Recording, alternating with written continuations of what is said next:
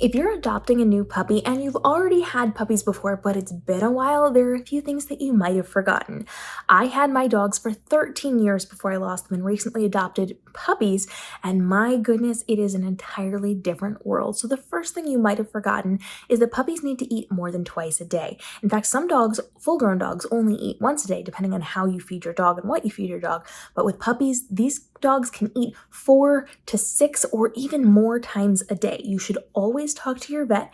You should always have those conversations about what you should be doing, what type of food you should be feeding your dog, run it by your vet to make sure it is healthy and nutritious and what they do need to be eating no matter what kind of food you're feeding them. And then you want to make sure you're breaking that up throughout the course of the day. So with my new puppies, I did breakfast, lunch, and dinner, and then in between we had lots of training with lots of treats to make sure they were getting food throughout the course of the day. But you can break this up however is going to work best for your schedule and for your puppy, again, depending on breed, personality, etc. And related to that, I actually learned something new this time around that I wish I had known from my first dogs, and that is connected to bad puppy breath. Now, as your dog is starting to grow, you are going to get into a stage where they are going to start to lose their teeth, and that bad puppy breath can be directly related to them teething. It is the root of their tooth that is starting to rot before their teeth fall out. So if you start to smell a little bad puppy breath, be mindful of those teeth. You want to make sure you're paying attention to their toys in case you're seeing any blood spots on them, your carpets, and things like that. My puppies this time presented their teeth to me as a gift. I got a lot of teeth this year from my puppies, but my previous dogs did not do this. They either swallowed them as they were going or they just kind of lost them along the way. We didn't find them because they were outside while we were playing or something like that. So be mindful of your dog teeth, and as soon as you start to smell that bad breath, be aware that it could be a sign that you're going into the teething stage. You also want to be mindful as you're training your new puppy and playing with your new puppy that you're going to need a long lead leash so that you can do that training effectively.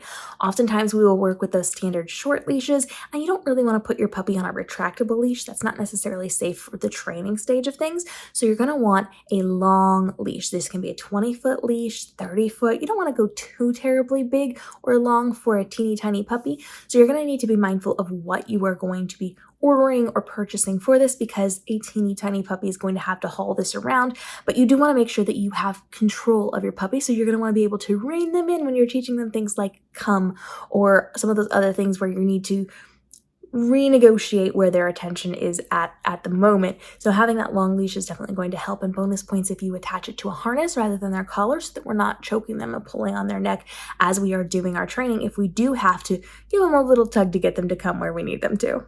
Another thing that most people forget is that puppies are still puppies, and even when you are just bringing them home from wherever you're adopting them from, you are going to be in the car with them, they'll probably be on your lap, and there's a very good chance that the puppy is going to have an accident. You need to bring supplies for this. Unless you are adopting a puppy with absolutely no previous knowledge of this, you have enough time to get prepared for that car ride home. I do recommend that you have a box that you put them in. I have a really great one. It's in my pet lifestyle Amazon storefront page, which you can check out. I'll link that for you. It's kind of like a padded box, but you can use anything. And you also want to make sure you've got layers in there. So you want something soft and comfortable for them to be on. And under that, you need plastic, something that they are not going to be able to pee through. And so you want to make sure you've got like a garbage bag under there. It's going to be a little crinkly, and that's okay, but something to spare your clothing, your car seats, etc., and have more than one, because if you have a puppy who has an accident, you don't want them to sit in it. You're going to want to pause and get rid of that or get that out of the way. So have something to put that in, because you can't just toss it out your window unless you are near a garbage can. You're going to have to keep it with you. So have something to put that in, and have backups to put under your puppy so that you don't have an accident and then a few minutes later have another accident and not be prepared for that. We talk a lot about your emergency kits and your go bags for your puppies. Make sure you're checking out those videos, but that has a lot of really good things that you need for car rides to make sure that you have safe, effective car rides. And we talk about, water wipes and cleaning products and having the extra bags and things like that for incidents like puppy accidents, like car sickness, all of those things. So make sure you're prepared for that, even if the only time you're going to be putting your puppy in a car is to get them from where you're adopting them to transporting them to your home. But I highly recommend you're also socializing your dog to the car so that you're able to then take your dog to the vet, on car trips, on vacations, to travel short and long distances without that fear or overwhelm of the car. And you teach them good car manners from the very beginning. We've got lots of videos on how to do this, which are in the playlist we're linking as well. You also want to be mindful of how you're taking care of your puppy. One that I see a lot of people just forget or not even be aware of is that your puppy's fur grows differently than their adult fur. You're going to have, for most dogs, you're going to have a puppy coat, and then as they grow older, they're going to have their adult dog coat. And it is very important how you're maintaining this. Now, we have videos on how to get your dog ready to groom your dog while they're in the puppy stage before they are actually able to be groomed, because here's our fun fact. A lot of dogs cannot be groomed until after a certain point in their life. For a lot of them, that is a year old. So we're not cutting their fur, because if you do, it's going to grow back very weird in weird directions, a different texture. It's not going to be what you want to do. So you want to make sure that you're being mindful of training them to be groomed, but not actually doing it until they are cleared for that. And you can ask your vet this, but your vet's probably not going to know about your specific breed. So I do recommend you do a lot of research. Talk to your breeders, talk to people who specialize in the breed, talk to people, even influencers on social media with that specific breed who know a lot about it, educate on that breed.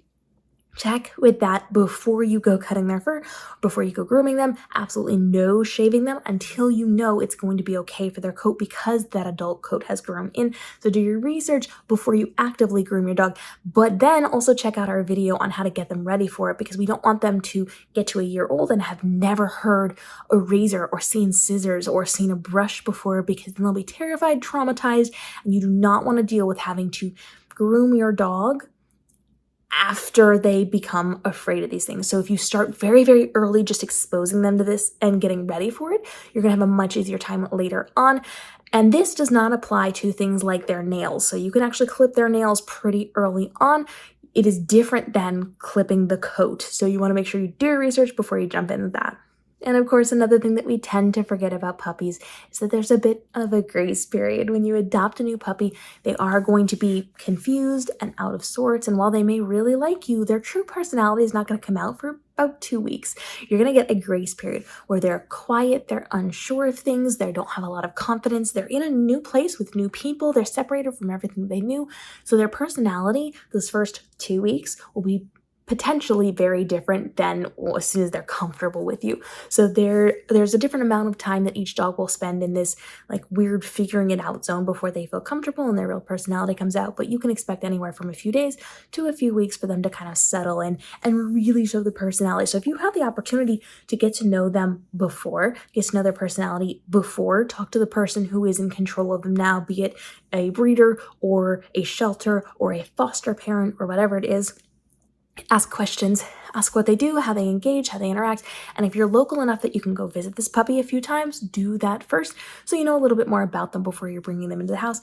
And do not get it set in your mind that that sweet little angel baby who sat on your neck for an hour before you brought her home is going to be that sweet little angel baby forever, because it rarely works out that way. They usually, when they settle in, they start to have personalities, they have a bit more fun, they're willing to test new things and try new things, and they're going to have a slightly more rambunctious personality. We're always going to see a little bit more and a little less of that quiet, trying to figure it out, trying not to get in trouble way that we are going to see them at the beginning of their life with us. If you have other things that you know happen with puppies that most people forget when they adopt new puppies, if they've had puppies before, go ahead and drop it down below. And if you are a brand new puppy owner, like brand new, this is not enough information for you. You need so much more information. And we're talking all about how to be a good puppy owner, a good dog parent here on the channel. So if you have questions, go ahead and drop them. If you want to talk puppy cleanup tips, if you want to talk about napping schedules or feeding schedules, if you want to talk about how to engage and enrich your puppy. If you want to talk about training, get those questions down below. I have been raising puppies my entire life.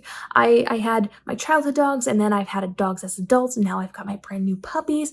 And so I've been through all of the ages and stages of doghood, and I'm happy to get questions answered for you and bring in experts to help you get the answers you need as well. So we will see you in our upcoming episodes as we continue to help you navigate the world of being a dog parent and a puppy parent, as long as we can, to make sure that you have the best life with your pup possible. So get those questions down below. We'll see you in the upcoming episodes.